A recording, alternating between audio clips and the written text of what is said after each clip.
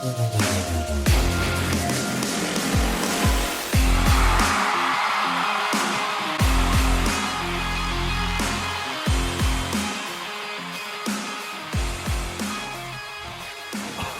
all right, we will take that. As it turns out, the Indianapolis Colts are better than the Tennessee Titans, and I don't say that as some sort of backhanded compliment. I mean, actually, pretty impressive win, all things considered. Now, of course, it got close at the end of the game. They don't call them the Cardiac Colts for nothing, but that right there is how you're supposed to handle a team that is worse than you. So listen, we could sit here and talk about the standard in Indianapolis being much lower than it once was, and it's fair.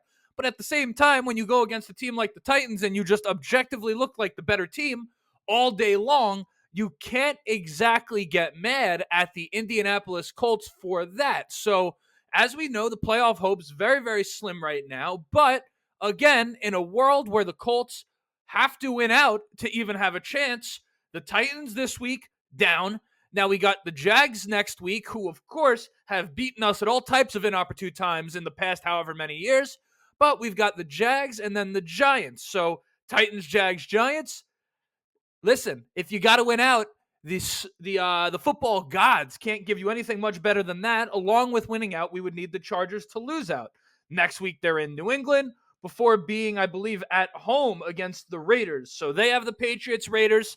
Needless to say, the likelihood that the Chargers lose both of those games are very, very slim, particularly after the performance they just had against the Broncos and what we know about their team, their coach, their quarterback, all of that type of stuff. But hey, that doesn't mean we can't celebrate a win for the Indy 500 that we call the Indianapolis Colts, right? Of course, we got to talk a little bit about Anthony Richardson right here.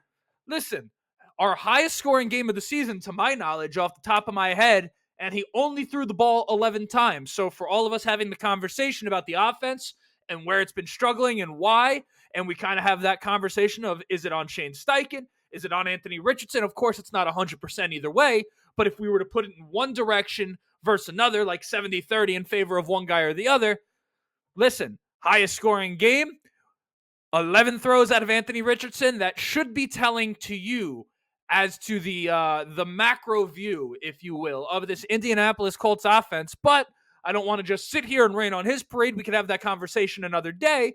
He threw a dot to Michael Pittman Jr. late when we needed it. Once again, Anthony Richardson making a play in a moment where we need him to make a play. He has shown a knack for doing that since he's become the quarterback of the Indianapolis Colts. And boy, can he run that damn ball. I mean, you know, some of the stuff you've heard from Anthony Richardson in interviews, I forget who it was with specifically, but growing up, he said he always wanted to be a running back, but he was able to throw the ball so well that they told him to play quarterback, and now here he is in the NFL. Listen, say what you want about him. You can't take away that he is a weapon on the ground. Just a notable play call in this game.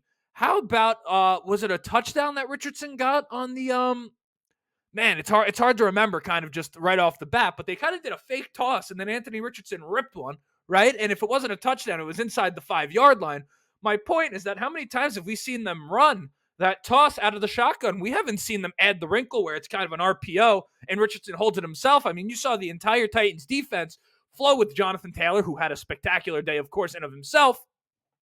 And then, boom, Anthony Richardson able to find a seam. So that right there is a good play call and good offensive coaching by the Indianapolis Colts right there. And, of course, you have the quarterback able to execute a play call that involves him running the ball like that. That ultimately is what he does. So that, in terms of Anthony Richardson's performance, is about all I want to say, because I don't want to sit here and say anything negative after the victory. We could have that conversation another day this week. Jonathan Taylor, beautiful bounce back game from him. And really that look of what was the overall stats here. Let me pull them up real quick. I mean, obviously they ran the ball well. We know that. You don't need the stats to tell you that. But, okay, Indianapolis, 335 rushing yards in a game against, again, not a great rushing defense by any means, but 335 rushing yards to 123 passing yards.